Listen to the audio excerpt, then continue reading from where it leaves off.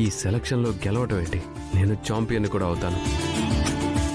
ఎంత కష్టపడి ఇప్పుడు సెలెక్ట్ అయ్యానో గెలిచానో తెలుసా? మీరెందుకంత టెన్షన్ పడ్డారో నాకు తెలుసులేండి. సెలెక్ట్ అవడం కోసమే కదా.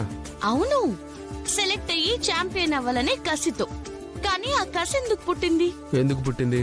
మీరు కబడ్డీ ఛాంపియన్ అయితే మీరు చెప్పినట్టు నేను వినాలి కదా. అప్పుడు మీరు నన్ను ఏమైనా అనొచ్చు, ఏమైనా చెయ్యొచ్చు. అందుకోసమే కదా. నిజం చెప్పమంటావా? నేను ఈ కాంపిటీషన్స్ లో గెలవాలనుకున్నది కసితో ఆట ఆడింది. నేను ఛాంపియన్ అయితే నువ్వేదో నేను చెప్పినట్టు వింటావని కాదు. నాకు నిజంగా కబడ్డీ అంటే చాలా ఇష్టం. కానీ మా మమ్మీకి ఇష్టం లేదని చెప్పి నా ఈ కోరికను చంపేసుకున్నాను. ఒక విధంగా నీతో ఛాలెంజ్ చేసి వచ్చాను. కానీ నిజానికి నా ఓన్ ఇంట్రెస్ట్తోనే నేను వచ్చాను. ఏవండి, ప్రతి ఒక్కరిలోనూ టాలెంట్ ఉంటుందండి. కన్నవాళ్ళు పిల్లల్లో ఉన్న టాలెంట్ ని కొంతమంది గుర్తించి అటువైపు ఎంకరేజ్ చేస్తారు.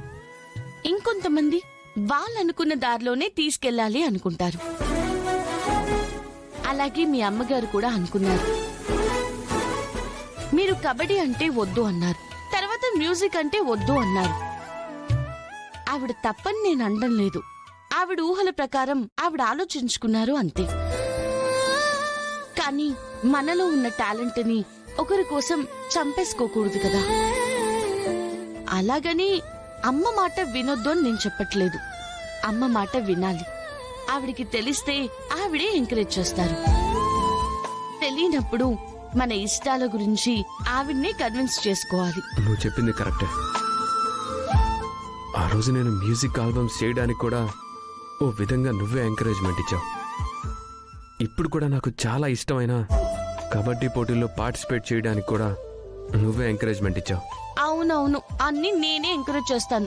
మీరు మాత్రం నన్ను డిస్కరేజ్ చేస్తూనే ఉంటారు, నేనంటే ఇష్టం లేదు అని. ఇదిగో, నువ్వు దానికి దీనికి లింక్ పెట్టద్దు. కాస్త మెచ్చుకుంటే చాలు ఓ నెత్తికెక్కేద్దాం చూస్తూ ఉంటావు. పద వెళ్దాం.